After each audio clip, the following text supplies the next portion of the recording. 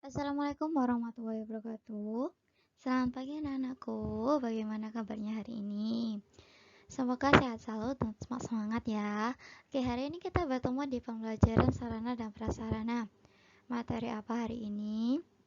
Yaitu yang kita pelajari adalah kompetensi dasar 3.4, menganalisis peralatan atau perlengkapan.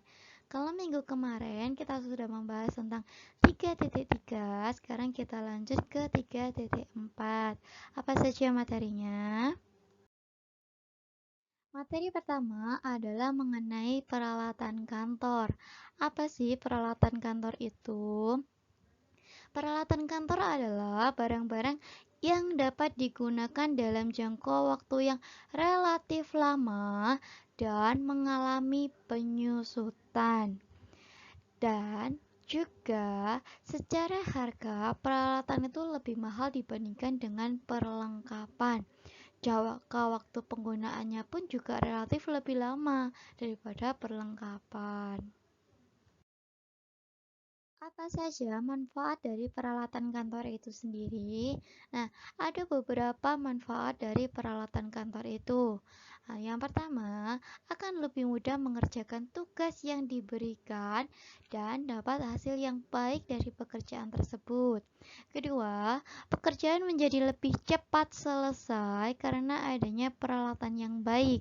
Ketiga, mendukung penyesuaian kerja para pegawai. Nomor 4, adanya peralatan yang lengkap dan baik akan meningkatkan kualitas perusahaan itu sendiri. Nah, sehingga dapat menarik para investor dan para kerja untuk bekerja sama. Dan yang terakhir adalah pekerja akan mengalami semangat dan percaya diri yang tinggi karena adanya kelebihan dari peralatan atau perlengkapan pada kantor yang sedang dia bekerja. Jenis-jenis perlengkapan kantor itu ada dua. Yang pertama adalah perlengkapan kantor habis pakai, dan yang kedua adalah perlengkapan kantor tidak habis pakai. Perlengkapan kantor habis pakai itu termasuk dalam perlengkapan pendukung yang digunakan untuk menyelesaikan pekerjaan kantor. Nah, biasanya peralatan habis pakai ini adalah barang-barang yang dapat digunakan satu kali pemakaian. Yang kedua, pembekalan kantor adalah semua fasilitas atau barang-barang yang ada di dalam kantor, baik langsung maupun tidak langsung digunakan dalam pelaksanaan pekerjaan kantor. Tanpa adanya pembekalan kantor, maka kantor tidak mungkin menghasilkan suatu karena pegawai kantor bekerja untuk mengelola. Sedangkan untuk barang tidak habis pakai ialah barang yang dapat digunakan berulang kali dan tahan lama dalam pemakaiannya. Jadi, ketika jangka waktu perlengkapan habis pakai tadi hanya satu kali, perlengkapan kantor yang tidak habis pakai itu bisa digunakan lebih dari 2 kali. Jenis-jenis peralatan kantor tidak habis pakai itu ada beberapa. Yang pertama ada file, kedua ada stop map, ketiga ada guide, dan yang keempat ada kotak arsip. File adalah alat yang digunakan untuk menyimpan dokumen atau surat-surat penting. Jadi di sini ada yang namanya file folder. Ada juga contoh di atas, jadi gambar-gambar kecil ini digunakan untuk menyimpan surat-surat penting.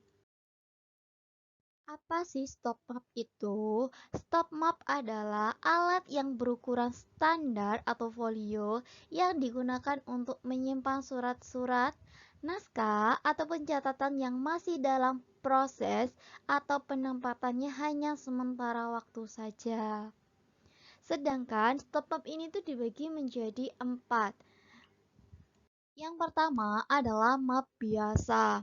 Contohnya ini saya serahkan contohnya seperti gambar ya. Map biasa ini terbuat dari kertas biasa, digunakan untuk surat atau dokumen yang akan diproses lebih lanjut. Jadi di sini digunakan untuk menempatkan surat yang kalau kita biasa gunakan itu untuk daftar ulang, untuk meminta tanda tangan. Jadi map ini tuh digunakan hanya beberapa kali. Jadi bisa 2 kali, bisa 3 kali. Kedua, ada yang namanya Snell Hector, map yang memakai penjepit di tengah. Bisa dilihat di contoh, di map kuning itu di tengahnya ada yang namanya penjepit. Jadi Snell Hector ini ada berbagai macam ya. Ada yang depannya putih, ada Snell Hector juga yang sama seperti map biasa depannya, tapi di dalamnya ada penjepit. Berarti bukan dinamakan lagi map biasa, dinamakan Snell Hector karena ada penjepit di dalam map tersebut. Jenis map ketiga adalah map gantung atau biasa disebut juga hanging map. Oke, dia digunakan untuk surat atau warkat yang sudah diproses dan akan disimpan di filing kabinet. Kenapa kok disebut map gantung? Oke, kalian bisa lihat di gambar di atas map itu ada warna kuning yaitu besi penyangkut.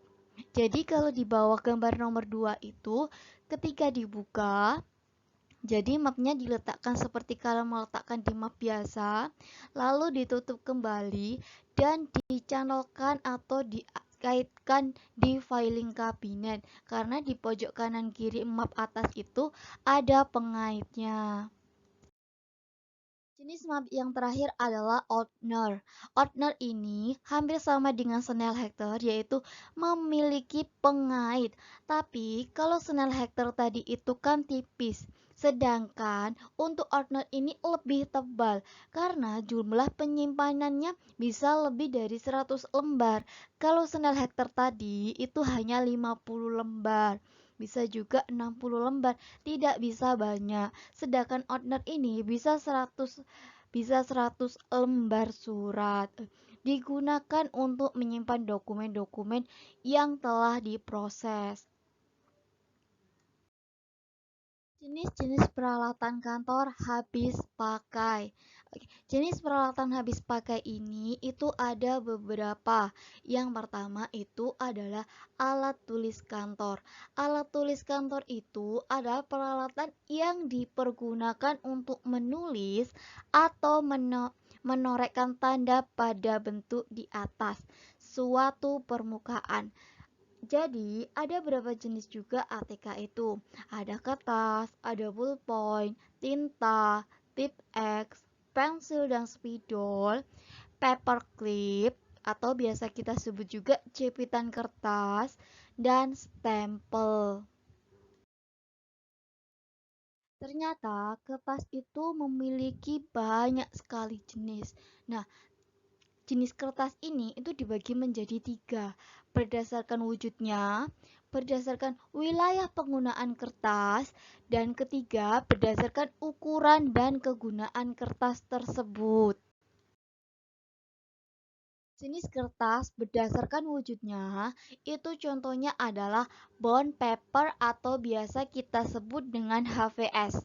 Kertas ini memiliki permukaan kasar dan biasanya digunakan untuk fotokopi atau printer. Jadi kalau kalian fotokopi atau printer itu namanya bond paper atau yang sering sekali kita sebut dengan HVS. Yang kedua adalah bank paper atau doorslag, kertas tipis yang memiliki tekstur licin dan berwarna. Nah, kertas ini biasanya digunakan untuk tembusan, seperti tembusan kwitansi. Nah, di bawah ini ada contoh dari dark paper atau doorslag sendiri. Ada beberapa contoh lain dari jenis kertas berdasarkan wujudnya. Ada juga duplikator paper atau stensil duplikator. Nah, kertas ini biasanya itu digunakan untuk kertas surat yang akan dilakukan penggandaan seperti pembuatan buku. Nah, ada juga airmail paper. Nah, kertas airmail paper ini digunakan untuk menulis surat yang bersifat tidak normal, non dinas ataupun pos udara. Jadi biasanya surat biasa kita menggunakan air paper. Ada kertas bergaris, kertas yang digunakan untuk menulis surat yang dengan tulisan tangan atau biasa kalian paling sering lihat itu adalah buku tulis kalian. Itu termasuk kertas tulis bergaris. Ada kertas union skin. Kertas ini merupakan kertas putih jenis impor yang tipis dan kuat. Ada juga kertas segel. Kertas yang memiliki segel atau legalitas. Nah, kertas ini itu digunakan untuk menulis surat perjanjian, akta, dan lain-lain. Jadi kalau kalian lihat akte lahir kalian, itu ada segel pemerintah. Itu namanya kertas segel.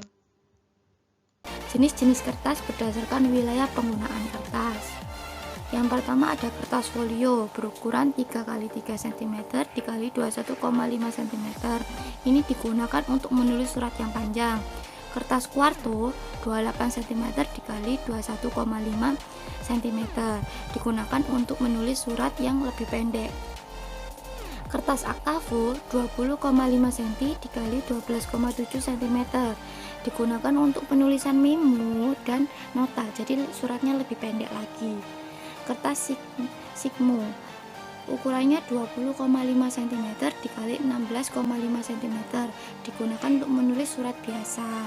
Sedangkan kertas A4, A5, A6, dan A7 biasanya juga digunakan untuk menulis surat biasa. Jenis-jenis kertas berdasarkan ukuran dan kegunaan kertas. Kertas ukuran internasional, kertas yang memiliki ukuran dan daya mutu banyak digunakan, yaitu kertas A4, A5, A6, dan A7 dengan kertas tekan ukuran Inggris. Kertas-kertas dalam negeri digunakan di dalam negeri seperti kertas double folio. Yang C, kertas yang dikeluarkan oleh kantor pos, yaitu biasanya kertas-kertas yang memang khusus dikeluarkan dari kantor pos. Contohnya kartu pos, warkat pos, wesel, kartu. Dan yang D, kartu pindah, kartu yang merupakan selembar kertas atau kartu yang digunakan memberikan informasi bahwa perusahaan atau tempat organisasi mengalami pindah tempat. C7 merupakan kertas yang digunakan untuk kartu tanda dilakukan. Ballpoint diciptakan tahun 1938 oleh Lazio Biro. Pembuatan ballpoint berasal dari Lazio Biro yang memperhatikan bahwa tinta yang digunakan untuk mencetak surat kabar tidak meninggalkan noda pada kertas. Bersama saudara laki-lakinya Giorgio yang seorang ilmuwan kimiawi, dia mengembangkan ujung pen berupa bola yang dapat berputar dengan bebas pada sebuah lubang. Nah, ini adalah contoh pulpen pertama kali. Tinta adalah bahan berwarna yang mengandung pigmen warna yang digunakan untuk mewarnai. Sekarang banyak tinta yang digunakan untuk melakukan cetak dokumen menggunakan mesin printer. Tip X adalah bahan kimia cair yang cepat kering dan berwarna putih yang digunakan untuk menutupi penulisan, pengetikan huruf yang salah di atas kertas biasa. Pensil dan spidol. Pensil itu sekarang sudah mulai banyak macamnya ya, ada 2 sekarang, yaitu pensil biasa, yaitu terdiri dari kayu atau karet. Yang kedua pensil mekanik. Suatu alat terbuat dari logam dan dipergunakan untuk menyatukan surat-surat dan lampiran-lampirannya agar surat tersebut tidak tercecer. Nah, ini adalah gambaran dari klip. Nah, sedangkan yang ini itu adalah binder klip. Staples. atau kawat penjepit, suatu alat berupa kawat yang dipergunakan untuk dijepretkan pada kertas menggunakan stapler. Nah, ini biasanya kebanyakan orang salah sebut ya. Jadi, staples itu biasanya disebut dengan isi staples. Nah, untuk alatnya itu bernama stapler, sedangkan isinya itu staples. Jadi jangan salah sebut lagi ya. Amplop. Amplop surat merupakan alat untuk melindungi isi surat supaya surat tampak rapi, bersih, sopan, dan terjamin kerahasiaannya. Kegunaan amplop sendiri itu ada beberapa. Contohnya ini, untuk menunjukkan isi dan kepentingan yang ingin disampaikan oleh penulis, menjaga kebersihan surat dan kerapian surat, menjaga sopan santun, menjaga rahasia surat sehingga bersifat rahasia tidak sempat dibaca orang yang tidak berhak, menjaga martabat perusahaan atau seseorang karena surat adalah duta perusahaan yang mengirimkan. Yang terakhir, agar surat tidak tercecer. Jenis-jenis sampul surat berdasarkan kegunaannya, ada work document atau sampul dokumen, ada katalog, ada button string, dan yield and clip. Berdasarkan ukuran kertas, sampul persegi 4 digunakan untuk kertas ukuran kuartu. Sampul persegi panjang digunakan untuk ukuran folio. Sampul berjendela digunakan dalam surat telegram. Berdasarkan cara pemasukan surat, ada banker, ada pocket. Ini bisa dilihat ada beberapa contoh dari surat. Sekian pembelajaran dari saya. Terima kasih, semoga sehat selalu dan ilmu yang kita pelajari hari ini bermanfaat. Wassalamualaikum warahmatullahi wabarakatuh.